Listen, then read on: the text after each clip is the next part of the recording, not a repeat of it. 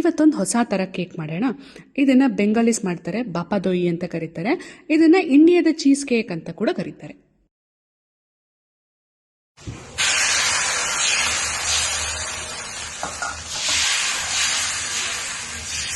ಈ cheese cake ಮಾಡೋಕ್ಕೆ ಮೊದಲಿಗೆ ಮೊಸರನ್ನ ಅಳತೆ ಮಾಡಿ ಒಂದು ವೈಟ್ ಕಲರ್ ಬಟ್ಟೆ ಒಳಗೆ ಹಾಕಿಡ್ತಾ ಇದ್ದೀನಿ.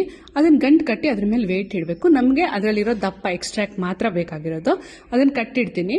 ಹಾಗೆ ಅದನ್ನು ತೆಗೆದಾದ್ರ ಮೇಲೆ ಒಂದು 3 ರಿಂದ 4 ಗಂಟೆ ನೀರು ಹಿಡಿಯೋ ತನಕ ಕಟ್ಟಿಡಬೇಕು.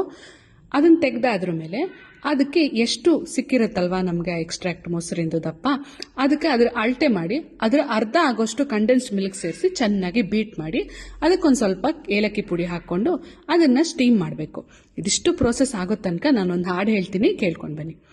ಅಮ್ಮ ನಿನ್ನ ಇದೆಯಾಳದಲ್ಲಿ ಗಾಳಕ್ಕೆ ಸಿಕ್ಕ ಮೀನು, ಮಿಡುಕಾಡುತ್ತಿರುವೆ ನಾನು.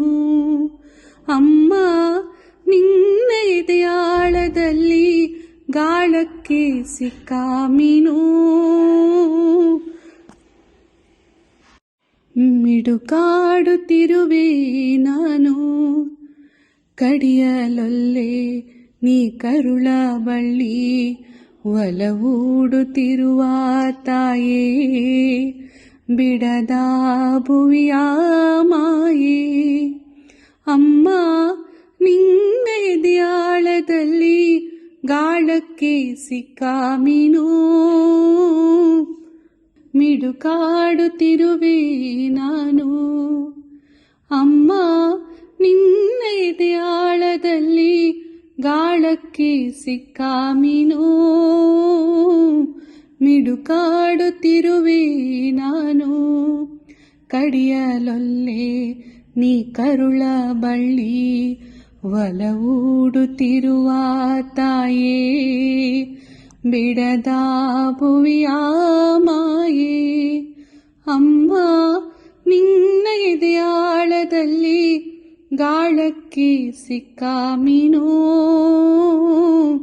ಮಿಡುಕಾಡುತ್ತಿರುವೆ ನಾನು. ನಿನ್ನ ರಕ್ಷೆ ಗೂಡಲ್ಲಿ ಬೆಚ್ಚಗೆ ಅಡಗಲಿ ಎಷ್ಟೋ ದಿನ, ದೂಡು ಹೊರಗೆ ನನ್ನ. ನಿನ್ನ ರಕ್ಷೆ ಗೂಡಲ್ಲಿ ಬೆಚ್ಚಗೆ ಅಡಗಲಿ ಎಷ್ಟೋ ದಿನ, ದೂಡು ಹೊರಗೆ ನನ್ನ. ನೋಟ ಕಲಿವೆ ಹೊರ ನೋಟ ಕಲಿವೆ, ನೋಟ ಕಲಿವೆ ಹೊರ ನೋಟ ಕಲಿವೆ, ನಾ ಕಲಿವೆ ಊರ್ಧ್ವ ಗಮನ. ಓ ಅಗಾಧ ಗಗನ, ಓ ಅಗಾಧ ಗಗನ. ಅಮ್ಮ ನಿನ್ನ ಎದೆಯಾಳದಲ್ಲಿ ಗಾಳಕ್ಕೆ ಸಿಕ್ಕ ಮೀನು, ಮಿಡುಕಾಡುತ್ತಿರುವೆ ನಾನು.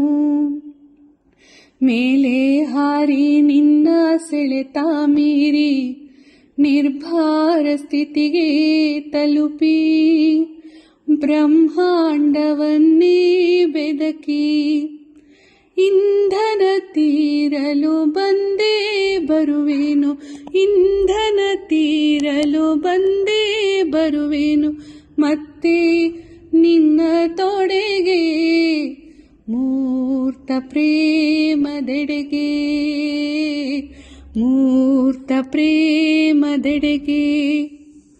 ಇಷ್ಟ ಆಯಿತು ಅಂತ ಅನ್ಕೋತೀನಿ. ಈಗ ಸ್ಟೀಮ್ ಆಗಿರೋ ಈ ಕೇಕ್ನ 3-4 ಗಂಟೆ ಫ್ರಿಜ್ಜಲ್ಲಿ ಸೆಟ್ ಆಗಕ್ಕೆ ಬಿಟ್ಟು ಅದ್ರ ಮೇಲ್ಗಡೆ ಚಾಕ್ಲೇಟಿಂದ ಡೆಕೋರೇಟ್ ಮಾಡಿದ್ರೆ ಚೀಸ್ ಕೇಕ್ ಅಥವಾ ಬಾಪಾದೋಯಿ ರೆಡಿ. ಇಷ್ಟ ಆಯಿತು ಅಂತಂದರೆ ಲೈಕ್ ಮಾಡಿ, ಕಮೆಂಟ್ ಮಾಡಿ, ಶೇರ್ ಮಾಡಿ. Thank you.